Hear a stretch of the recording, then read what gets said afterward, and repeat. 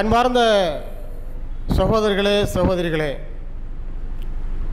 நம்மை எல்லாம் படைத்து கண்காணித்து கொண்டிருக்கக்கூடிய எல்லாம் வல்ல அல்லாஹ் சுப்ஹானஹு வ தஆலா எல்லாவற்றையும் திட்டமிட்டு இயக்கி கொண்டிருக்கிறான்.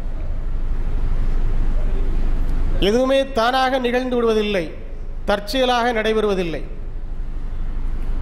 இந்த உலகம் தோன்றிய காலத்திலிருந்து இது நாள் வரையிலும், இனி கியாமத் நாள் வரையிலும் இயங்கி வருகிறது, இயங்கி வரும் என்று சொன்னால் அதற்கு பின்னாலே ஒரு திட்டமிடுதல் இருக்கிறது. அல்லாஹ் அந்த திட்டத்திற்கு சொந்தக்காரனாக இருக்கிறான். அவன் எல்லாவற்றையும் திட்டமிட்டு செயல்படுத்தி வருகிறான். அதே மாதிரி மனிதர்களுக்கு அல்லாஹ் சுப்ஹானஹு வ தஆலா ஒரு வாழ்க்கையை வழங்கியிருக்கிறான். பிறப்புக்கும் இறப்புக்கும் இடைப்பட்ட ஒரு வாழ்க்கையை வழங்கியிருக்கிறான்.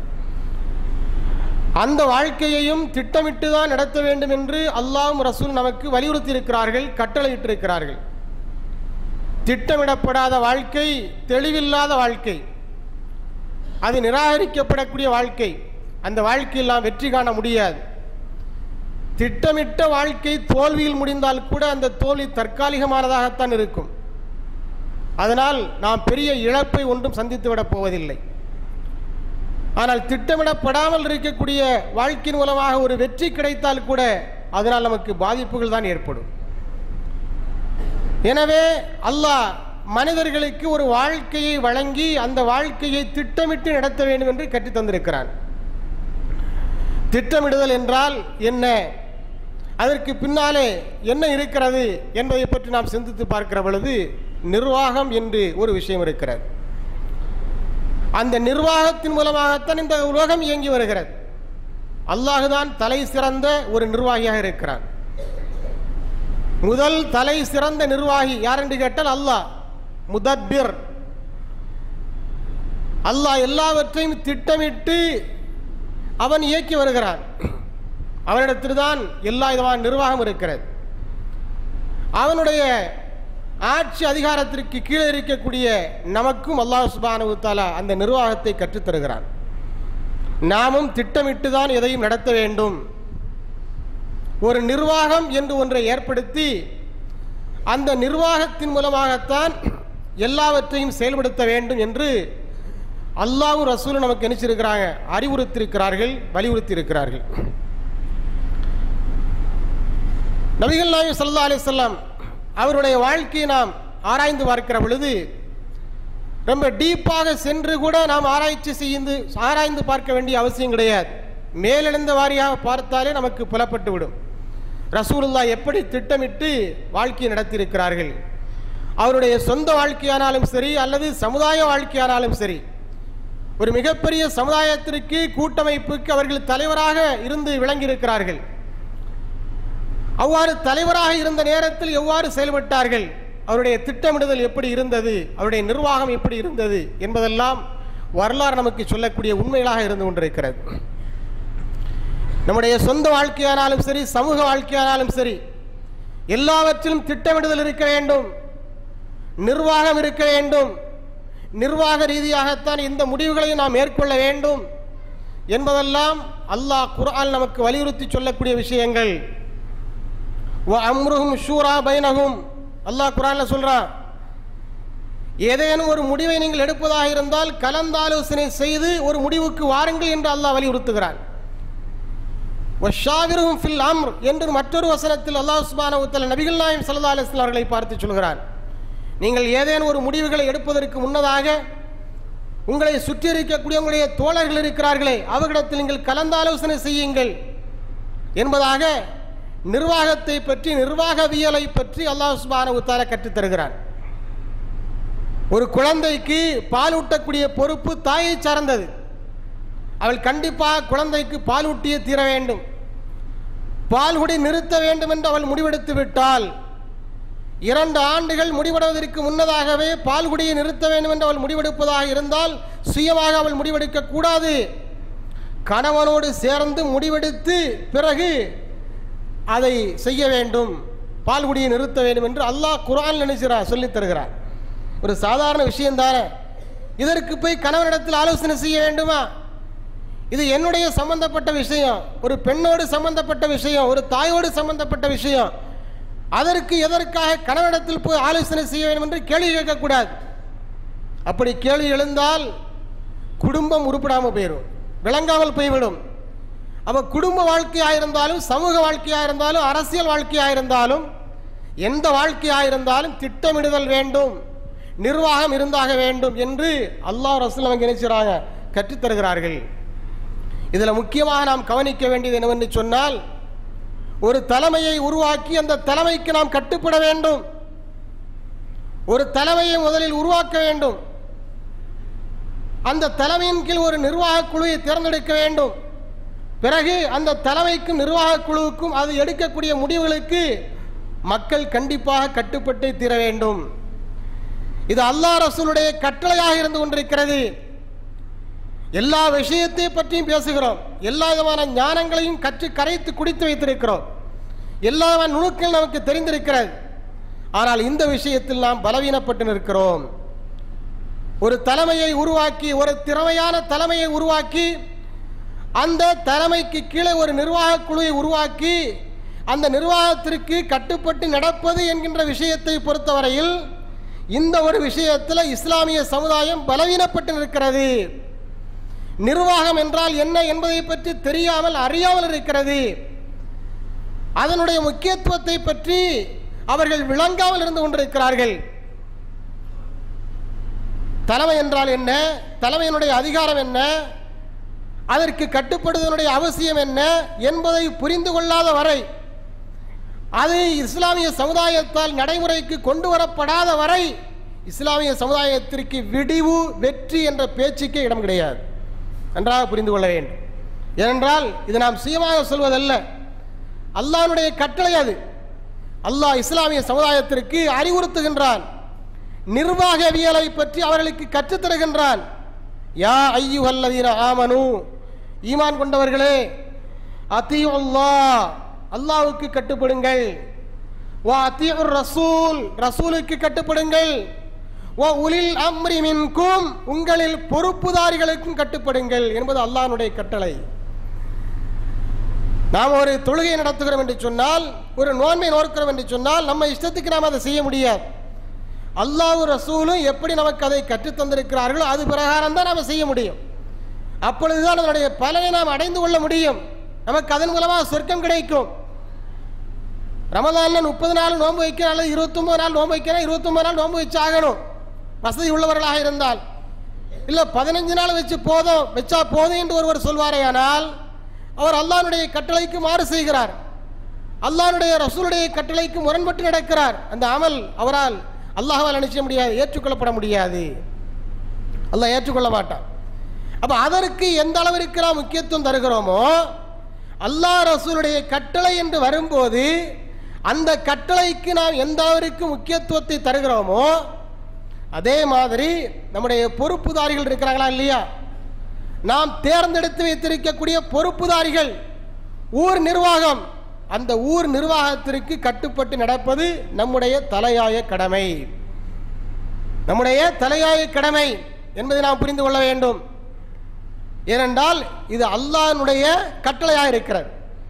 அல்லாஹ் ரசூலுக்கு கட்டுப்படுங்க அப்படிங்கிறதோட முடிச்சிடல. அல்லாஹ் தொடர்ந்து என்ன சொல்றான், உலில் அம்ரி மின்கும், உங்களில் பொறுப்புதாரிகள், உங்களுக்கு யார் பொறுப்புதாரிகளாக இருக்கிறார்களோ, யார் நிர்வாகிகளாக இருக்கிறார்களோ அவர்களுக்கு நீங்கள் கட்டுப்படுங்கள்.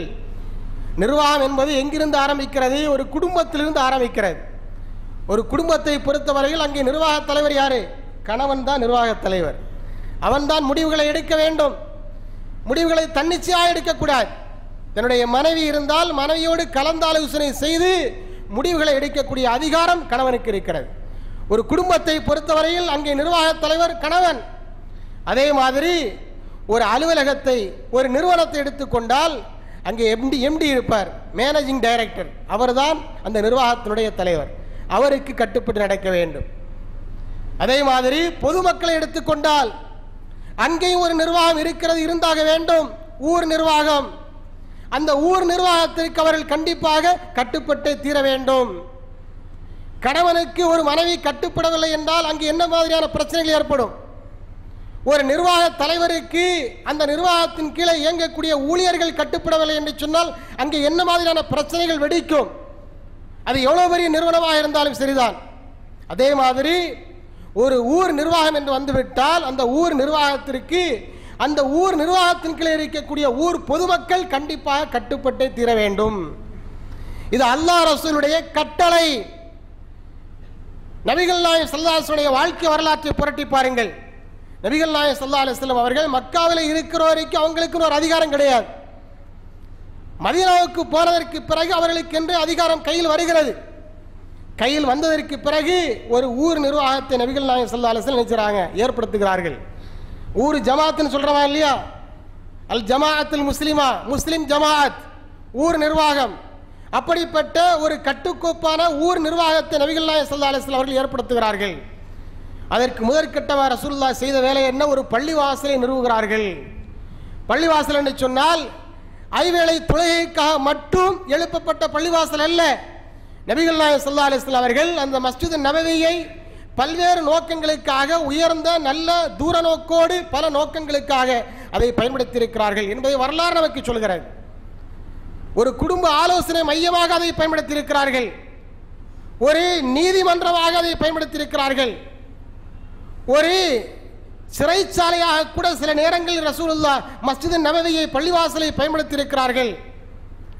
அதே போல முதலுதவி சிகிச்சை கூடமாக நோயாளிகளுக்கு, போரிலே காயப்பட்டவர்களுக்கு சிகிச்சை அளிப்பதற்காக ஒரு முதலுதவி மையமாக, ஆரம்ப சுகாதார மையமாக ரசூலுல்லாஹி ஸல்லல்லாஹு அலைஹி வஸல்லம் அவர்கள் மஸ்ஜித் நபவியை பயன்படுத்தி இருக்கிறார்கள்.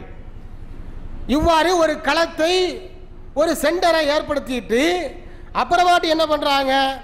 அந்த சென்டரை மையமாக கொண்டு மக்களை நினைச்சா ஒன்று திரட்டுகிறார்கள், மக்களை ஒன்று கூட்டுகிறார்கள். ரசூலுல்லாஹி ஸல்லல்லாஹு அலைஹி வஸல்லம் அவர்கள் மதீனாவுக்கு சென்ற புதிதிலே அங்கே மக்கள் பல குழுக்களாக இருந்தார்கள், பல குழுக்களாக இருந்தார்கள். அன்சாரிகள் என்று சொல்கிறோமே, அவர்கள் 2 குழுக்களாக இருந்தார்கள், 2 கோஷ்டிகளாக இருந்தார்கள். அவர்களை ரசூலுல்லாஹி ஸல்லல்லாஹு அலைஹி வஸல்லம் அவர்கள் ஒன்றிணைத்தார்கள். அவர்களை தன்னுடைய தலைமையின் கீழ் ஒன்றுபடுத்தினார்கள், ஒன்றுபடுத்தி காண்பித்தார்கள். ரசூலுல்லாஹ் செய்த முதல் வேலை அது, ரசூலுல்லாஹ் செய்த முதல் நடவடிக்கை அது. பல குழுக்களாக இருந்தவர்களை எல்லாம் ஒன்றுபடுத்துகிறார்கள். மிகப்பெரிய கூட்டம், அன்சாரி கூட்டம், அவர்களே 2 குழுக்களாக பிரிந்திருந்தார்கள் என்ற காரணத்தினால் அந்த 2 குழுக்களையும் ரசூலுல்லாஹி ஸல்லல்லாஹு அலைஹி வஸல்லம் அவர்கள் ஒன்றுபடுத்தினார்கள். வரலாறு இது. அதே மாதிரி யூதர்கள் இருந்தார்கள், நசாராக்கள் இருந்தார்கள். எல்லா இடத்திலையும் அமைதி ஒப்பந்தம் நடத்தினார்கள், அக்ரிமெண்ட் போட்டாங்க, ஒப்பந்தம் கையெழுத்திட்டார்கள். உங்களுக்கு ஏதேனும் ஒரு ஆபத்து என்று சொன்னால் நாங்கள் உதவிக்கு வருவோம், எங்களுக்கு ஏதாவது ஒரு ஆபத்து என்று சொன்னால் நீங்கள் எங்களுக்கு உதவிக்கு வர வேண்டும் என்று அக்ரிமெண்ட் கையெழுத்திடப்படுகிறது, ஒப்பந்தம் செய்கிறார்கள். அதே மாதிரி ரசூலுல்லாஹ்வுடைய தலைமையில் முஹாஜிர் கூட்டம் ஒன்று சென்றிருக்கிறது. அவரிடத்தில் எந்த விதமான பாதுகாப்பும் இல்லாத நிலையில் அவர்களுக்கு உயிருக்கு உத்தரவாதம் இல்லை, உணவுக்கு உத்தரவாதம் இல்லை, உடைக்கு உத்தரவாதம் இல்லை, இருப்பிடத்திற்கு உத்தரவாதம் இல்லை. எல்லாவற்றையும் இழந்த நிலையில், எல்லாவற்றையும் மக்காவில் விட்டுவிட்ட நிலையில் மதீனாவுக்கு வருகிறார்கள். அவர்களுக்கு ஒரு பாதுகாப்பை ஏற்படுத்தி தந்தாக வேண்டும். அதையும் ரசூலுல்லாஹி ஸல்லல்லாஹு அலைஹி வஸல்லம் அவர்கள் செய்து கொடுத்தார்கள்.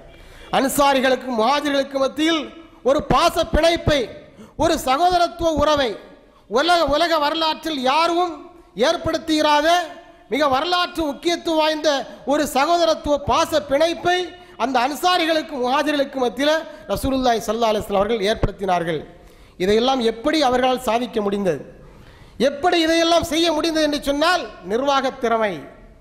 ரசூலுல்லாஹி ஸல்லல்லாஹு அலைஹி வஸல்லம் அவர்கள் ஒரு நிர்வாகத்தை நடத்துகிறார்கள்.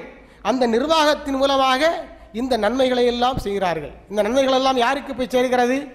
பொதுமக்களுக்கு போய் சேர்கிறது. அவர்களுடைய நிர்வாகத்தின் கீழே அந்த ஊரில் யார் யாரெல்லாம் இருந்தார்களோ, அங்கே இருந்தவர்கள் முஸ்லிம்கள் மட்டுமல்ல, யூதர்கள் இருந்தார்கள், நசாராக்கள் இருந்தார்கள், முஷ்ரிக்குகள் இருந்தார்கள். அந்த ஊரில் இருந்த அத்தனை பேருக்கும் அந்த நிர்வாக தலைமையின் கீழ் அதன் மூலமாக கிடைக்கக்கூடிய நன்மைகள் எல்லாம் போய் சேர்ந்து கொண்டிருந்தது என்பதை விரிவாக படித்தால் நம்மால் தெரிந்து கொள்ள முடியும். அதையெல்லாம் ஒவ்வொரு விஷயமாக எடுத்தெடுத்து சொல்வதற்குரிய நேரம் இல்லை. ஆக ரசூலுல்லாஹ்வுடைய வாழ்க்கை வரலாறு நமக்கு என்ன சொல்கிறது என்று சொன்னால், ரசூலுல்லாஹ் ஒரு நிர்வாகத்தை நடத்தியிருக்கிறார்கள். எந்த ஒரு முடிவை எடுப்பதாக இருந்தாலும் சஹாபாக்களை கூட்டி ஆலோசனை செய்து ஒரு முடிவை எடுப்பார்கள் என்பதை பார்க்கிறோம். ஏனென்றால் அது அல்லாஹ் அவர்களுக்கு இட்டிருக்கக்கூடிய கட்டளை. கண்டிப்பாக கலந்து ஆலோசனை செய்துதான் முடிவெடுக்க வேண்டும் என்பது அல்லாஹ் அவர்களுக்கு இட்டிருக்கக்கூடிய கட்டளை. அதே போல அந்த நிர்வாகத்தின் கீழே இருக்கக்கூடிய ஊர் பொதுமக்கள் இருக்கிறார்களே, அவர்கள் அந்த நிர்வாகத்திற்கு கண்டிப்பாக கட்டுப்பட்டே தீர வேண்டும். எனக்கு இவனை பிடிக்கல, இந்த தலைவனை பிடிக்கல, இந்த செக்ரட்டரியை பிடிக்கல, இந்த உறுப்பினரை பிடிக்கல, எனக்கு பிடிக்காத ஒருத்தங்க உறுப்பினர் சீட்டில் உட்கார்ந்துட்டு இருக்கிறான், எனக்கு பிடிக்காத ஒருத்தரை தலைவராக கொண்டு வச்சிருக்கிறாங்க, இவெல்லாம் லாய்க்கு கிடையாது என்று சொல்லி தனிப்பட்ட காழ்ப்புணர்ச்சியை வெளிப்படுத்தி அந்த நிர்வாகத்திற்கு கட்டுப்படாமல் இருப்பது என்பது இஸ்லாத்தினுடைய பார்வையில் மிகப்பெரிய குற்றமாக கருதப்படுகிறது. சாதாரண குற்றம் அல்ல, மிகப்பெரிய குற்றம். நிர்வாக தலைமைக்கு ஊர் நிர்வாகத்திற்கு கட்டுப்படாத நிலையில் ஒருவன் இறந்து போவானேயானால் அவனுடைய இறப்பு மோசமான இறப்பு என்பதாக ரசூலுல்லாஹ் சொல்கிறார்கள். ஊர் நிர்வாகத்திற்கு கட்டுப்படாத நிலையில் ஊர் நிர்வாகம் ஒரு நல்ல முடிவை எடுத்து அதை மக்களுக்கு அறிவிப்பு செய்கிறது. அந்த அறிவிப்பை சில பேர் எதிர்க்கிறாங்க. இதெல்லாம் நான் கட்டுப்பட முடியாது, இதெல்லாம் ஏற்றுக்கிட முடியாது, உனக்கு நான் கீழே இருக்கணுங்கிற அவசியம் கிடையாது என்று சொல்லி அந்த ஊர் நிர்வாகத்திலிருந்து வெளியேறி விடுவானே. ஆனால் அதே நிலையில் ஒருவன் இறந்து விட்டால் அவன் மோசமான இறப்பை சந்திக்கின்றான், இழிவான இறப்பை சந்திக்கின்றான் என்பதாக ரசூலுல்லாஹ் சொல்லி எச்சரிக்கை செய்கிறார்கள். இன்னொரு ஹதீஸிலே சொன்னார்கள், இஸ்மஉ வ அத்திஉ வ இனுஸ்துஇமில அலைக்கும் அபதுன் ஹபஷியுன் கஅன்ன ரஅஸஹு ஸபீபா என்று சொன்னார்கள். கட்டுப்படுங்கள், செவிதாழ்த்துங்கள், கீழ்ப்படியுங்கள். உங்களுக்கு நியமிக்கப்பட்டிருக்கக்கூடிய பொறுப்புதாரி, உங்களுக்கு தலைவனாக நியமிக்கப்பட்டிருக்கக்கூடிய நிர்வாகி, அவன் ஒரு கருப்பின அடிமையாக இருந்தாலும் சரிதான். அவனுடைய தலை பார்ப்பதற்கு எப்படி இருக்கிறது என்று சொன்னால் காய்ந்து உலர்ந்த திராட்சை பழத்தை போல இருக்கிறது, காய்ந்து உலர்ந்த திராட்சை போல இருக்கிறது. அப்படி கண்ணங்கரேன்னு காணப்படக்கூடிய ஒரு நீக்ரோ அடிமை உங்களுக்கு பொறுப்புதாரியா நிர்வாகியா நியமிக்கப்பட்டால் கூட மொழிவேதம், இனவேதம், நிறவேதம் காட்டாமல் அவருக்கும் நீங்கள் கட்டுப்பட்டு நடக்க வேண்டும் என்று ரசூலுல்லாஹி ஸல்லல்லாஹு அலைஹி வஸல்லம் அவர்கள் வலியுறுத்தி இருக்கிறார்கள். அதை கட்டாய கடமையாக்கி இருக்கிறார்கள். இஸ்லாமிய சமுதாயத்தின் மீது, ஊர் பொதுமக்கள் மீது, ஊர் நிர்வாகத்திற்கு கட்டுப்பட்டு நடப்பது என்பது கட்டாய கடமை. ஊர் நிர்வாகத்தை வலுப்படுத்த வேண்டும், அவர்களுக்கு தர வேண்டிய முழுமையான அதிகாரத்தை தர வேண்டும். அதிகாரத்தை தரதுனா எப்படி தர்றது? கட்டுப்படணும். கட்டுப்படுவதன் மூலமாக அவர்களுக்கு அதிகாரத்தை வழங்குகிறது. ஊர் நிர்வாகத்தை வலுப்படுத்த அப்படின்னா என்ன அர்த்தம்? அவர்களுக்கு தர வேண்டிய முழுமையான அதிகாரத்தை தந்துவிட வேண்டும். அப்படின்னா என்ன அர்த்தம்? அவர்களுக்கு கட்டுப்பட வேண்டும். ரசூலுல்லாஹ் இன்னொரு ஹதீஸ்ல தெளிவாக சொல்றாங்க, அஸ்ஸம்உ வத்தாஅத்து அலல் மர்இல் முஸ்லிமி ஃபீமா அஹப்ப வ கரிஹ மாலம் யூமர் பி மஅசியத் என்பதாக சொல்லி காண்பிக்கிறார்கள். ஒரு முஸ்லிமான அனைத்து பேர் மீதும் கட்டாய கடமை, முஸ்லிமாக இருக்கக்கூடிய அனைவர் மீதும் கட்டாய கடமை. யாருக்கு கட்டுப்பட இருக்கிறது?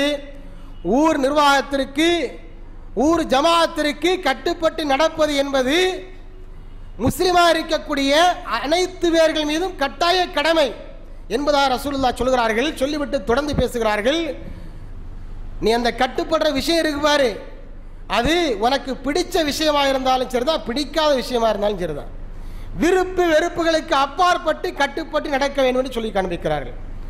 விருப்பு வெறுப்புகளுக்கு அப்பாற்பட்டு ஊர் நிர்வாகத்திற்கு கட்டுப்பட்டு நடக்க வேண்டும் என்று சொல்லி காண்பிக்கிறார்கள். எந்த நேரத்தில்?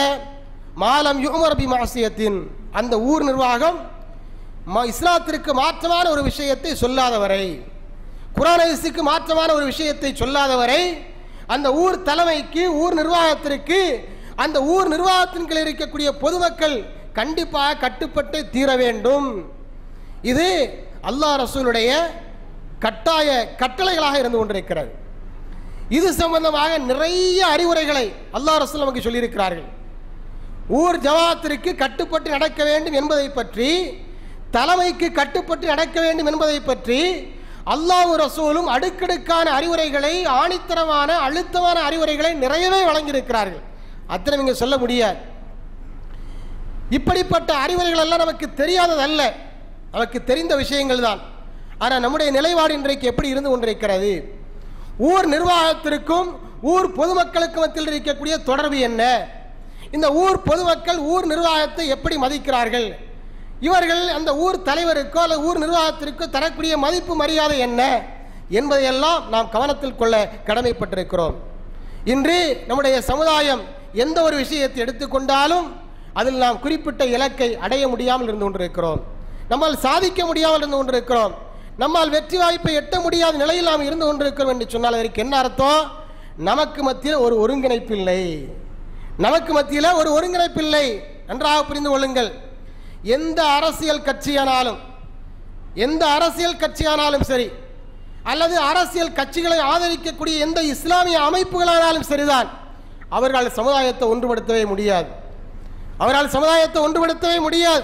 சொல்வார்கள், வீரவசனம் பேசலாம், மேடை பேச்சுக்கு அழகாக இருக்கும், எங்களுடைய தலைமையில் அனைவரும் ஒன்றுபட்டு நிற்பார்கள், அனைவரையும் நாங்கள் ஒன்றுபடுத்தி காண்பிப்போம், அதை செய்து விடுவோம், இதை செய்து விடுவோம் என்றெல்லாம் வாய்ச்சவிடால் விடுவார்கள். ஆனால் அவர்களால் எதுவுமே செய்ய முடியாது. ஏனென்று சொன்னால் அவர்களெல்லாம் அதிகாரமற்ற அமைப்புகளாக இருந்து கொண்டிருக்கிறார்கள். அவர்களுக்கு ஊர் மக்கள் எல்லாரும் அந்த அதிகாரத்தை அவங்களுக்கு வழங்கி இருக்கிறாங்களா அப்படின்னு கேட்டால் கிடையாது. ஊர் பொதுமக்கள் அதிகாரத்தை யாருக்கு வழங்கி இருக்கிறார் என்று சொன்னால் ஊர் நிர்வாகத்திற்கு தான் வழங்கி இருக்கிறார்கள். அந்த ஊர் நிர்வாகம் நினைத்தால் மக்கள் என்ன செய்ய முடியும்? ஒன்றுபடுத்த முடியும். அது யாருடைய கையில் இருக்கிறது? ஊர் மக்களுடைய கையில் தான் இருக்கிறது. அந்த அதிகாரத்தை அந்த ஊர் நிர்வாகத்திற்கு மக்கள் வழங்கியாக வேண்டும். இது கட்டாய கடமை. ஆனால் இந்த விஷயத்தில் நாம் என்ன செய்கிறோம்? பலவீனப்பட்டு இருக்கிறோம். ஊர் நிர்வாகத்திற்கும் நமக்கு மத்தியில் இருக்கக்கூடிய தொடர்பு என்ன? நாம் எந்த விஷயத்திற்காக வேண்டி ஊர் நிர்வாகத்தை அணுகிறோம் அப்படின்னு சொன்னால், ஒருத்தர் வீட்டில் இறந்து போயிட்டார் அப்படின்னா மையவாடி வேணும், அதுக்காண்டி என்ன செய்யறோம்? ஊர் நிர்வாகத்துக்கு போகிறோம். அப்படிதானா? ஒருத்தர் இறந்து போயிட்டாருன்னா மையவாடி வேணும், அதற்காக வேண்டி ஊர் நிர்வாகத்தை அணுகுகிறோம். அதே மாதிரி நம்முடைய வீட்டில் ஒரு திருமணம் நடைபெறுகிறது, ஊர் புத்தகத்தில் பதிவு செய்ய வேண்டும், அதற்காக ஊர் நிர்வாகத்தை அணுகுகிறோம். அல்லது தலாக்கு, ஹுலா இந்த மாதிரி பிரச்சனைகள் இருக்கிறது. இந்த மாதிரி பிரச்சனைகளுக்காகத்தான் நாம் என்ன செய்கிறோம்? ஊர் நிர்வாகத்தை பயன்படுத்திக்கிட்டு இருக்கிறோம். இதுதான் மிகப்பெரிய விஷயமா? இஸ்லாமிய சமுதாயத்தில் மிகப்பெரிய விஷயம் இதுவான்னு கேட்குறேன். இதான் நம்முடைய லட்சியமா? ஒருத்தர் இறந்து போயிட்டாரு, அவரை நல்லடக்கம் செய்யணும், நல்ல விஷயம்தான். ஆனால் அது நம்முடைய லட்சியமா? நம்முடைய வீட்டில் ஒரு நல்ல காரியம் நடக்குது, திருமணம் நடைபெறுகிறது, அது ஒரு நல்ல விஷயம்தான். ஆனால் அது நம்முடைய லட்சியமா? நம்முடைய லட்சியம் என்ன? நம்முடைய லட்சியத்தை அடைவதற்காக, நாம் ஒன்றுபட்டு நிற்பதற்காக, ஒரு முடிவை எட்டுவதற்காக, அரசியல் ரீதியான, கொள்கை ரீதியான, இஸ்லாமிய கொள்கை ரீதியான ஒரு முடிவை எட்டுவதற்காக, ஒரு தெளிவை பெறுவதற்காக என்றைக்காக நாம் ஜமாத்தை அணுகியிருக்கிறோமா? ஜமாத்தை முன்னிலைப்படுத்தி இருக்கிறோமா? சரி, இந்த விஷயத்தில் ஜமாத்து என்னப்பா சொல்லுது, அந்த ஜமாத்து என்ன சொல்லுதுன்னு கேட்போம். அதை கேட்டு நாம் அதை என்ன செய்வோம்? நடைமுறைப்படுத்துவோம். அப்படிங்கிற விஷயத்தில் நாம் முன் வந்திருக்கிறோமா? அதற்கு நாம் தயாராக இருக்கிறோமா? இல்லை. நம்முடைய பார்வை குறுகி போய்விட்டது. நாம் இந்த விஷயத்தில் நாம் என்ன செய்கிறோம்? ஜமாத்தோட ஒரு தொடர்பை வச்சிருக்கிறோம். அதாவது மையவாடி, திருமண பதிவேடு, இந்த ரெண்டு விஷயத்துக்கு தான் இந்த மாதிரி ஜமாத்தோட நாம் என்ன செய்கிறோம்? தொடர்பு வச்சிருக்கிறோம். அது மாதிரி ஹுலா, தலாக்கு இந்த மாதிரி விஷயத்துக்கு. வேற எந்த விஷயத்திற்கும் நமக்கும் ஜமாத்துக்கு என்ன கிடையாது? தொடர்பே கிடையாது, சம்பந்தமே கிடையாது. கூடி போனால் என்ன செய்வோம்? ஒரு சந்தா கொடுப்போம், 25 காசு, 50 காசு, 1 ரூபா காசுன்னு சந்தா கொடுப்போம், அல்லது டொனேஷன் கொடுப்போம். அல்லாம ஜமாத்துக்கு நமக்கு என்ன சம்பந்தம் இருக்கிறது? இது ஒரு பக்கம். இன்னொரு பக்கத்தில் இந்த நிர்வாகம் இருக்கிறது, ஊர் நிர்வாகம். ஊர் நிர்வாகம் என்று வந்தால் அந்த ஊர் நிர்வாகத்திற்கு பல கடமைகள் இருக்கிறது. அவர்கள் மீது அல்லாஹ்வும் ரசூலும் பல கடமைகளை சுமத்தி இருக்கிறார்கள். அந்த கடமைகளை அறிந்து அந்த கடமைகளை அவர்கள் நிறைவேற்றுகிறார்கள் என்று கேட்டால் அது கிடையாது. ஏனென்று சொன்னால் அப்படிப்பட்டவர்கள் பொறுப்புதாரிகளாக தேர்ந்தெடுக்கப்படுவது கிடையாது. நன்றாக புரிந்து கொள்ள வேண்டும். ஊர் நிர்வாகம் என்பது ஒரு குட்டி அரசாங்கம். ஊர் நிர்வாகம் என்பது ஒரு குட்டி அரசாங்கம். ஒரு குட்டி அரசாங்கத்தை வைத்துக் கொண்டுதான் ரசூலுல்லாஹி ஸல்லல்லாஹு அலைஹி வஸல்லம் அவர்கள் பல நாட்டு மன்னர்களுக்கு தபால்கள் எழுதினார்கள், தூதர்களை அனுப்பி வைத்தார்கள். மதீனாவில் ஒரு ஓரத்தில் ஒரு மூலையில் இருந்துகிட்டு தான் ஒரு குட்டி அரசாங்கத்தை வைத்துக் கொண்டுதான், ஒரு நகராட்சிக்கு கூட இணை இல்லாத ஒரு குட்டி நிர்வாகத்தை வைத்துக் கொண்டுதான் ரசூலுல்லாஹி ஸல்லல்லாஹு அலைஹி வஸல்லம் அவர்கள் பல நாட்டு மன்னர்களுக்கு, பெரிய பெரிய மன்னர்கள், வல்லரசு என்று சொல்லப்பட்டதை அப்படிப்பட்ட மன்னர்கள், ரோம பாரசீக மன்னர்களுக்கெல்லாம் ரசூலுல்லாஹி ஸல்லல்லாஹு அலைஹி வஸல்லம் அவர்கள் கடிதங்களை எழுதினார்கள், தூதர்களை அனுப்பி வைத்தார்கள். சும்மா போஸ்ட்ல அனுப்பி வைக்கல, தூதத்தை அனுப்பிச்சான் கொடுத்து விடுறாங்க. தன்னுடைய சார்பில் தூதரை அனுப்பி அவரிடத்தில் அந்த கடிதத்தை அனுப்பிச்சான் கொடுத்து விடுறாங்க. ரசூலுல்லாஹி ஸல்லல்லாஹு அலைஹி வஸல்லம் அவர்கள் அந்த குட்டி நிர்வாகத்தை வைத்துக் கொண்டுதான், ஒரு குட்டி அரசாங்கத்தை வைத்துக் கொண்டுதான் பொதுமக்களுக்கு செய்ய வேண்டிய எல்லா விதமான நன்மைகளையும் செய்தார்கள். அவர்களுடைய எல்லா விதமான தேவைகளையும் பூர்த்தி செய்தார்கள் என்பதை வரலாறு நமக்கு சொல்கிறது. பொருளாதார ரீதியான தேவைகளை பூர்த்தி செய்தார்கள். முழுமையாக பூர்த்தி செய்ய முடியாவிட்டாலும் கூட அவருடைய சக்திக்கு உட்பட்ட அந்த தேவைகளை பூர்த்தி செய்தார்கள். அதே மாதிரி படிப்பு கல்வி ரீதியான தேவைகளை பூர்த்தி செய்தார்கள் என்பதெல்லாம் வரலாறு படிக்கக்கூடிய நன்றாக தெரிவார்கள். பாதுகாப்பு வழங்கினார்கள். தன்னுடைய நிர்வாகத்தின் கீழே இருக்கக்கூடிய மக்களுக்கு, குடிமக்களுக்கு பாதுகாப்பு வழங்கினார்கள். எப்படி பாதுகாப்பு தெரியுமா? தானே முன்வந்து பாதுகாப்பு வழங்கியிருக்கிறார்கள். சில நேரத்தில் ஒரு தடவை மதீனாவில் ஒரு சப்தம் கேட்கிறது. இரவு நேரத்தில், அகால நேரத்தில் ஒரு சப்தம் கேட்கிறது. அப்போது சஹாபாக்கள் சில பேர் எழுந்து அந்த சப்தம் வந்த திசையை நோக்கி செல்கிறார்கள். அப்போது அங்கே இருந்து ரசூலுல்லாஹ் திரும்பி வந்து கொண்டிருக்கிறார்கள். அப்போது யார் ரசூலுல்லாஹ் நீங்களா என்று கேட்ட பொழுது, ஆமா, இங்க ஒரு சப்தம் வந்தது, என்னன்னு சொல்லி பார்க்கறதுக்காண்டி வந்தேன் ரசூலுல்லாஹ் சொல்றாங்க. அந்த சஹாபாக்கள் அந்த சப்தம் வந்த திசையை நோக்கி செல்வதற்கு முன்னதாகவே ரசூலுல்லாஹி ஸல்லல்லாஹு அலைஹி வஸல்லம் அவர்கள் விழித்துக் கொண்டு அந்த பகுதியை நோக்கி சென்றிருக்கிறார்கள். சென்று திரும்பி வந்து சஹாபாக்களுக்கு சமாதானம் கூறியிருக்கிறார்கள். பயப்படாதீர்கள், இங்கே ஒன்றும் கிடையாது என்று சொல்லியிருக்கிறேன் என்று சொன்னால், ரசூலுல்லாஹ் தன்னுடைய நிர்வாகத்தின் கீழ் இருந்த அந்த சமுதாய மக்களுக்கு எப்படிப்பட்ட ஒரு பாதுகாப்பை வழங்கியிருக்கிறார்கள். அப்படிப்பட்ட பாதுகாப்பு, பொருளாதார வளர்ச்சி, நலத்திட்டங்கள், உதவிகள், இது போன்ற பல்வேறு பணிகள் இந்த நிர்வாகத்திற்கு இருக்கிறது. ஆனால் இந்த நிர்வாகம் இதையெல்லாம் செய்கிறதா? இந்த ஊர் நிர்வாகம் என்று ஒரு நிர்வாகத்தை நாம தேர்ந்தெடுத்து வச்சிருக்கிறோமா இல்லையா? ஊர் நிர்வாகம் சொல்லி சொன்ன உடனே இந்த ஊர் நிர்வாகம் நினைச்சிடாதீங்க. நான் பொதுவாக சொல்றேன். பொதுவாக எந்த ஊர் நிர்வாகமாக இருந்தாலும் சரிதான், இந்த நிர்வாகம் சொல்லி ஒன்று நாம தேர்ந்தெடுத்து வச்சிருக்கிறோமா இல்லையா? இந்த நிர்வாகத்திற்கு இந்த மக்களுக்கு இருக்கக்கூடிய தொடர்பு என்ன? இவங்க இந்த ஊர் பொதுமக்களுக்கு என்ன நன்மை செய்கிறார்கள்? ஒரு திருமண பதிவேடு தருகிறார்கள், மையவாடியில் அடக்கம் செய்வதற்கு இடம் தருகிறார்கள். இதை தவிர ஊர் மக்களுக்கு இவர்கள் செய்யக்கூடிய நன்மை என்ன? வருஷத்துக்கு ஒருக்கா நோம்பு கஞ்சி காய்ச்சி ஊத்துறாங்க. உருசு வந்தா சந்தனக்கூடி, யானை ஊர்வலம், சோறாக்கி போடுறது, இந்த மாதிரி சில விஷயங்கள், அது இஸ்லாத்திற்கு அப்பாற்பட்ட அனாச்சாரங்களை செய்கிறார்கள். இஸ்லாம் எந்த நன்மைகளை பொதுமக்களுக்கு செய்ய வேண்டும் என்று சொல்லி இருக்கிறதோ அந்த பொது நன்மைகளை செய்யக்கூடிய நிர்வாகம் எங்கே இருக்கிறது? எங்கே இருக்கிறது? அப்படி எந்த நிர்வாகிகள் செய்கிறார்கள்? நிர்வாகத்திற்கு ஊர் பொதுமக்களுக்கும் சம்பந்தமில்லாத நிலையில் தான் பல ஊர் நிர்வாகங்கள் நடைபெற்றுக் கொண்டிருக்கிறது. பைத்து ஜக்காத் இருக்கிறதா? மக்களிடமிருந்து ஜக்காத்து பணத்தை அல்லது சதக்கா பணத்தை வசூல் செய்து அந்த ஊரில் யாரெல்லாம் இல்லாதவர்கள் இருக்கிறார்கள், ஏழைகள் இருக்கிறார்கள், அவலை பெண்கள் இருக்கிறார்கள் என்பதையெல்லாம் பார்த்து விசாரித்து அவர்களுக்கு உதவி செய்யக்கூடிய ஒரு அமைப்பு இருக்கிறதா? ஒரு நிர்வாகத்தை எடுத்துக்கிட்டேன்னா, இப்போ அரசியல் ரீதியாக, அரசாங்க ரீதியாக ஒரு நிர்வாகத்தை எடுத்துக்கிட்டா துறை வாரியாக பிரித்து வச்சிருக்கிறாங்க. விவசாயம், பாதுகாப்பு, சுகாதாரம் என்று நினைச்சிருக்கிறாங்க, பிரித்து வைத்திருக்கிறார்கள். அந்த மாதிரி ஒரு நிர்வாகம் இருக்குதாங்க? எங்கேயா இருக்கிறதா? நிறைய மெம்பர்ஸ் இருக்கிறாங்க, ஊரில் நிறைய உறுப்பினர்கள் இருக்கிறார்கள். நான் ஊர் மெம்பர் ஆக்கும். இப்படி தம்பட்டை அடிக்கிறதுக்கு தான் அந்த பதவி பயன்படுகிறது. அவருக்கு என்ன துறை ஒதுக்கப்பட்டிருக்கிறது? அவர் என்ன அந்த மக்களுக்கு செய்திருக்கிறாரு? மக்களுக்கு அவருக்கு இருக்கக்கூடிய தொடர்பு என்ன? ஊர் பொதுமக்களுக்கு அவருக்கு இருக்கக்கூடிய தொடர்பு என்ன? எப்போதாவது ஒருக்கா ஒரு ஆலோசனை கூட்டம் நடைபெறும். அந்த ஆலோசனை கூட்டத்தில் அவர் பங்கெடுப்பார், என்னத்தையாவது பேசுவார். அதுவும் ஊர் பொதுமக்களுக்கு அதுக்கு சம்மந்தம் இருக்காது. அந்த ஆலோசனை கூட்டம் எதுக்காக வேண்டி? இந்த தலாக்கு ஹுலா, இந்த சம்பந்தமான விவகாரம், இந்த பிரச்சனைகளுக்கு தான். இந்த பிரச்சனைகளுக்கு தான். ஊர் பொதுமக்களுக்கு செய்யக்கூடிய நன்மைகள் எத்தனை இருக்கிறது? மருத்துவ ரீதியாக, கல்வி ரீதியாக, தொழில் ரீதியாக என்று எத்தனையோ திட்டங்கள் இருக்கிறது. எந்த திட்டங்களையாவது போட்டு அந்த திட்டங்களை நடைமுறைப்படுத்தினார்கள். ஊரில் ஒரு பள்ளிக்கூடத்தை கட்டினாங்க, அந்த பள்ளிக்கூடத்தில் ஏழை பிள்ளைகளை சேர்த்து படிக்க வச்சாங்க என்று இருக்கிறதா? ஒரு உதாரணத்தை, ஒரு முன்னுதாரணத்தை காட்ட முடியுமா? இந்த ஊரை உதாரணத்துக்கு இந்த ஊரை எடுத்துக்கொண்டால், இந்த ஊரில் நிறைய ஏழைகள் இருக்கிறார்கள், கணவரால் கைவிடப்பட்ட பெண்கள் இருக்கிறார்கள், விதவை பெண்கள் இருக்கிறார்கள். இவர்களுக்கெல்லாம் உதவக்கூடியவர்கள் யார் என்று சொன்னால் தனிப்பட்ட அமைப்புகள் தான் உதவி செய்கிறதை ஒழிய ஊர் நிர்வாகத்திற்கு அதுக்கும் சம்பந்தமே கிடையாது. ஊர் நிர்வாகம் யார் செய்யணும்? இதை, இந்த உதவியை, இந்த திட்ட பணிகளை எல்லாம், இந்த நலத்திட்டங்களை எல்லாம் யார் முன்னின்று நடத்த வேண்டும்? ஊர் நிர்வாகம் முன்னால வந்து நின்று நடத்தணும். ஆனால் அதை செய்கிறதா? இல்லை, செய்யவில்லை. அவர்களுக்கு இதுக்கும் சம்பந்தமே கிடையாது. இதையெல்லாம் யார் செய்து கொண்டிருக்கிறார்கள்? வெளிநாட்டில் கடல் கடந்து வாழக்கூடிய நம்முடைய சகோதரர்கள் இருக்கிறார்களே, அவர்கள் சம்பாதிக்கக்கூடிய பணத்தில் கொஞ்ச காலம் இதுக்கு ஒதுக்கி வேணுமுனே திட்டமிட்டு இது நலத்திட்ட பணிக்காக என்று ஒதுக்கி ஜக்காத்தினுடைய பணமாக இருந்தாலும் சரி சதக்கானுடைய பணமாக இருந்தாலும் சரி அவர்கள் சகோதரர்கள் அவர்கள் ஒதுக்கி அனுப்பிச்சாங்க. அந்த நலத்திட்ட பணிகள் நடந்து கொண்டிருக்கிறது. அல்லாமல் ஊர் நிர்வாகம் என்னத்தை செய்யுது? ஊர் நிர்வாகம் ஒன்றுமே செய்யலை.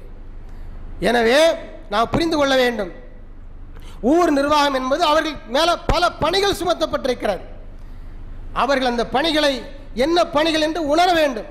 ரசூலுல்லாஹி ஸல்லல்லாஹு அலைஹி வஸல்லம் அவர்களை தேடி வந்தவர்களுக்கு எங்கள்கிட்ட இல்லை ஒன்றுமே இல்லை என்று தேடி வந்தவர்களுக்கு நிதி திரட்டி அவர்களுக்கு உதவி செய்து திருப்பி அனுப்பி வைத்திருக்கிறார்கள் என்று வரலாறு நமக்கு சொல்கிறது. ஹதீஸ் சொல்கிறது, இன்றைக்கு உதவி என்று வந்தால் ஒரு ஊர்லேருந்து லெட்டர் வாங்கிட்டு வர்றான். அப்படிதானே? ஊரில் இருந்து பெரிய ஜமாத்திலிருந்து எனக்கு ஆப்ரேஷன், குமர் இருக்குது, கல்யாணம், சில போலி கேஸுகள் வருகிறது, அது வேற விஷயம். உண்மையான கேஸுகள் வருகிறது. ஜமாத்திலிருந்து லெட்டர் எழுதி கொடுத்து விடுறாங்க. எந்த முகத்தோட இவர்கள் லெட்டர் எழுதி கொடுத்து விடுகிறார்கள்? அந்த லெட்டர் எழுதிக்கிட்டு வேற ஊருக்கு வருகிறார்கள். உதவி பெறுவதற்காக வேற ஊருக்கு வருகிறார்கள். அந்த ஊர் மீது, அந்த ஊர் நிர்வாகத்தின் மீது கட்டாய கடமை ஊர் மக்களுடைய தேவையை பூர்த்தி செய்வது, அவர்களை தன்னிறைவடைய செய்வது அந்த ஊர் நிர்வாகத்தினுடைய கட்டாய கடமையாக இருந்து கொண்டிருக்கிறது. ரசூலுல்லாஹ் அதைத்தான் நமக்கு செய்து முன்மாதிரியாக இருந்திருக்கிறார்கள். இன்னைக்கு அப்படிப்பட்ட ஒரு நிலைமை இருக்கிறதா? இவர் என்ன செய்கிறார்கள்? பள்ளிவாசல் மராமத்து பணியோடு தங்களுடைய பணிகள் எல்லாம் முடிந்து போய்விட்டது என்று நினைத்துக் கொண்டிருக்கிறார்கள். பள்ளிவாசலில் பெயிண்ட் அடிக்கிறது, பாய் வாங்கி போடுறது, மைக்க வாங்கி வைக்கிறது, இந்த மாதிரி ஹத்தீபுகளுக்கு அல்லது முஅத்தினுக்கு சம்பளம் கொடுக்கிறது, இதோடு தங்களுடைய பணி முடிந்து விட்டது என்று ஊர் நிர்வாகம் நினைக்கிறது. அதனால நம்மளால் ஒன்றுமே செய்ய முடியாத ஒரு நிலைமை இருந்து கொண்டிருக்கிறது. ஒரு தேர்தல் வருகிறது என்று வையுங்கள். ஒரு தேர்தல் வருகிறது. இந்த தேர்தலில் யாருக்கு வாக்களிக்கணும் அப்படிங்கிற ஒரு முடிவை எடுத்து பொதுமக்களுக்கு அறிவிக்கக்கூடிய அதிகாரம் இந்த ஊர் நிர்வாகத்திற்கு இருக்கிறதா? அந்த அதிகாரம் அந்த ஊர் நிர்வாகத்திற்கு வழங்கப்பட்டிருக்கிறதா? முதல்ல வழங்கணும், அது வேற விஷயம். அந்த ஊர் அதிகாரமற்ற நிர்வாகமாக ஊர் நிர்வாகம் இருந்து கொண்டிருக்கிறது. கன்னியாகுமரி மாவட்டத்தை எடுத்துக்கொண்டால் இங்கே ஒரு ஃபெடரேஷன் வைத்திருக்கிறார்கள். 53 ஜமாத்துடைய கூட்டமைப்பு என்று வைத்துக் கொண்டிருக்கிறார்கள். இதனால் என்ன பிரயோஜனம், என்ன நன்மை? இவர்களுக்கும் மக்களுக்கு, இந்த மஹல்லாக்களுக்கு என்ன நன்மை கிடைத்திருக்கிறது? வருஷத்தில் ஒருக்கா உட்காந்து கூடுவாங்க. எதுக்கு தெரியுமா? பிற பார்க்கறது. பிறையெல்லாம் பார்த்து முடிஞ்ச பின்னால் பிற பார்க்கறதுக்காண்டி கூடுவாங்க. பிறையெல்லாம் பார்த்து முடிஞ்சதுக்கு பின்னால் வேற எல்லா இடத்துலையும் அறிவிச்சு எதிர்வாங்க. இவங்க அப்போ தான் உட்காந்து கூடுவாங்க, பிறை சம்பந்தமாக அறிவிச்சு செய்கிறதுக்காக வேண்டி. இதுக்கு தான் ஜமாத்தா? இதுக்கு தான் ஃபெடரேஷனா? அன்பார்ந்த சகோதரர்களே, எனவே 2 பேர் மேலேயும் தவறு இருக்கிறது. ஊர் நிர்வாகிகள் மேலேயும் தவறு இருக்கிறது, பொதுமக்கள் மேலேயும் தவறு இருக்கிறது. ஊர் நிர்வாகிகள் இந்த மாதிரிப்பட்ட நலத்திட்ட பணிகளை செய்வதற்கு ஏன் முன்வரவில்லை என்று சொன்னால் அவர்களுக்கு அந்த அளவிற்கு அதிகாரம் தரப்படவில்லை. அவங்க சொன்னால் ஊர் மக்கள் கேட்க மாட்டாங்க. அதனால் அந்த பணிகளை அவங்க செய்யறதுக்கு முன்வரது கிடையாது. எனவே ஊர் பொதுமக்களாகிய நாம் ஊர் நிர்வாகத்தை வலுப்படுத்த வேண்டும், அவர்களுக்கு அதிகாரம் தர வேண்டும். அதிகாரம் தரதுன்னா என்ன? ஏற்கனவே நான் சொன்னது மாதிரி ஒரு பொறுப்பு கருத்தில் தேர்ந்தெடுக்கப்பட்டு வந்துட்டாரா, குர்ஆன் ஹதீஸுக்கு மாற்றமாக இல்லாத வரை அவர் என்ன சொன்னாலும் அதை கேட்டு அமல்படுத்தக்கூடிய நிலையில் மக்களுடைய மனநிலை மாற வேண்டும். அப்படி மாறினால் நாம் என்ன செய்யலாம்? வெற்றி பெறலாம். அல்லாம எந்த ஒரு அரசியல் கட்சியாக இருந்தாலும் சரிதான், அல்லது எந்த ஒரு தனி அமைப்பாக இருந்தாலும் சரிதான், அவங்களால என்ன செய்ய முடியாது? ஊர் மக்களை ஒன்றுபடுத்த முடியாது. அவர்களுக்கு மிகப்பெரிய அளவில் பொது நன்மைகளும் செய்துவிட முடியாது. ஒரு ஊர் நிர்வாகம் தான் என்ன செய்ய முடியும்? அப்படிப்பட்ட நிலையை கொண்டு வர முடியும், ஒன்றுபடுத்த முடியும். மிகப்பெரிய பொதுவான நன்மைகளை எல்லாம் என்ன செய்ய முடியும்? செய்ய முடியும். கேள்வி கேட்க முடியாத ஒரு சுயாட்சி அதிகாரமிக்க நிர்வாகம்தான் ஊர் நிர்வாகம் என்பது நாம் புரிந்து கொண்டு அந்த ஊர் நிர்வாகத்தை வலுப்படுத்த வேண்டும். அதற்கு நாம் முயற்சிக்க வேண்டும். அதற்கு நல்ல வாய்ப்பினை அல்லாஹ் சுப்ஹானஹு வ தஆலா நம் அனைவருக்கும் வழங்கி அருள்வானாக. அன்புக்குரிய சகோதரர்களே, சகோதரிகளே, சில கிராமங்களை பார்க்குறோம். இந்த கிராமத்தில் சிறப்பான முறையில் நிர்வாகம் நடைபெற்று கொண்டிருக்கிறது. ஒரு ஊர் நிர்வாகம் சொன்னா அந்த ஊர் நிர்வாகம் என்னென்ன நன்மைகளை அந்த ஊர் பொதுமக்களுக்கு செய்ய வேண்டுமோ அதையெல்லாம் கருத்தில் கொண்டு நினைச்சாங்க செயல்பட்டு கொண்டிருக்கிறார்கள். நாம் ஒரு ஊருக்கு போயிருந்தோம். அந்த ஊரில் வெள்ளிக்கிழமையில் ஒரு மஷூரா நடைபெறுகிறது. வெள்ளிக்கிழமை ஜும்மா முடிஞ்சதுக்கு பின்னால் ஒரு மஷூரா. ஒரு சின்ன கிராமம், ஊர் பொதுமக்கள்லாம் கூடியிருக்கிறாங்க.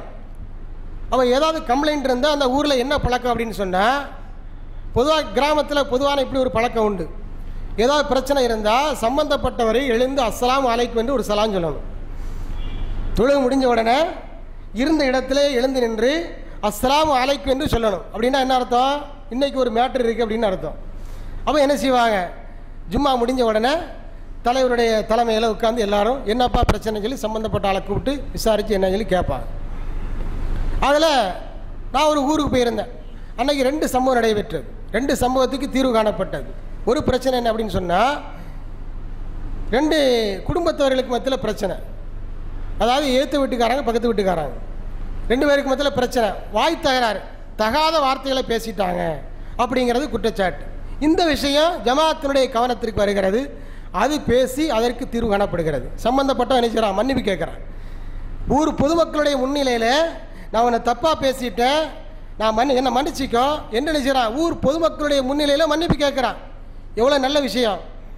அது அந்த நிர்வாகத்தால் நிச்சயப்படுகிறது, செய்யப்படுகிறது, செய்து தீர்த்து வைக்கப்படுகிறது. 2வது விஷயம் என்னன்னு சொன்னா, அந்த ஊரில் ஒருத்தன் மீன் வச்சுக்கிட்டு இருக்கிறான், மீன் வியாபாரி. அவன் என்ன செய்கிறான்னு சொன்னால் ரொம்ப அதிகமான விலைக்கு என்ன செய்கிறான், கொள்ள விலைக்கு விற்கிறான். அதுதான் அங்கே கம்ப்ளைண்ட். இப்போ அவனை கூப்பிட்டு விசாரிக்கிறான், என்னப்பா நம்ம கொள்ள விலைக்கு மீன் விற்கிறான் அப்படின்ட்டு. கடைசியில் அவன் நான் இந்த மாதிரிலாம் விற்க மாட்டேன், கரெக்டாக விற்பேன்னு சொல்லி அவன் என்ன செய்கிறான், வருத்தம் தெரிவிக்கிறான், மன்னிப்பு கேட்குறான். இந்த மாதிரி 2 விஷயம் நடைபெற்றது. இந்த மாதிரி சில கிராமங்கள், படிப்பறிவு அவ்வளவா இல்லாத சில கிராமங்களில் கூட நிர்வாகம் சிறப்பான முறையில் நடைபெற்று வருகிறது. ஆனால் படித்தவர்களாக நிறைந்த மிகப்பெரிய ஊர்கள் இருக்கிறது. ஏறக்குறைய நகராட்சி லெவலில் இருக்கக்கூடிய பெரிய பெரிய பெரிய நகரங்கள் இருக்கிறது. அங்கெல்லாம் நிர்வாகம் சீரழிஞ்சு போயிருக்கிறத பார்க்குறோம். நிர்வாக போட்டி, தலைவன் நீனா நான், நீ சொல்லி நான் என்ன கேட்கறது என்ற நிர்வாக போட்டிகள் வருகிறது. பொதுமக்களுக்கு நிர்வாகத்தின் மீது ஒரு அண்டர்ஸ்டாண்டிங் இல்லாத நிலை ஏற்படுகிறது. இதெல்லாம் மாற வேண்டும். நாம் அல்லாஹ் ரசூலுக்கு கட்டுப்பட்டு நடக்க வேண்டும். அல்லாஹ் ரசூலுக்கு கட்டுப்பட்டு நடப்பது எவ்வாறு கட்டாய கடமையோ அதே போல தலைவருக்கு, குடும்பத் தலைவராக இருந்தாலும் சரிதான், ஒரு நிறுவனத்தினுடைய தலைவராக இருந்தாலும் சரிதான், ஒரு ஊருடைய தலைவராக இருந்தாலும் சரிதான், அவருக்கு கட்டுப்பட்டு நடப்பது கட்டாய கடமை. ஃபர்ல் அது கட்டாய கடமை. அல்லாஹ் அப்படி தான் சொல்கிறான். அத்தியு அல்லாஹ வ அத்தியு ரசூல வ உலில் அம்ரி மின்கும். அல்லாஹ் கட்டுப்படுங்க, ரசூலு கட்டுப்படுங்க, உங்களை யாரெல்லாம் பொறுப்புதாரிகள் இருக்கிறார்களோ அவர்களுக்கும் கட்டுப்படுங்கள். இது கட்டாய கடமை என்பதை அல்லாஹ் வலியுறுத்துகிறான். இதை புரிந்து கொண்டு நாம் செயல்பட வேண்டும். அப்படி நாம் ஊர் நிர்வாகத்தை வலுப்படுத்துகிற பட்சத்தில் அதனால் ஏற்படக்கூடிய எல்லா நன்மைகளும் யார் தான் அனுபவிப்பாங்க, ஊர் பொதுமக்கள் தான் அனுபவிப்பார்கள் என்பதை புரிந்து கொண்டு செயல்பட வேண்டும். அதற்குரிய நல்ல வாய்ப்பினை அல்லாஹ் சுப்ஹானஹு வ தஆலா நம் அனைவருக்கும் வழங்கி அருள்வானாக.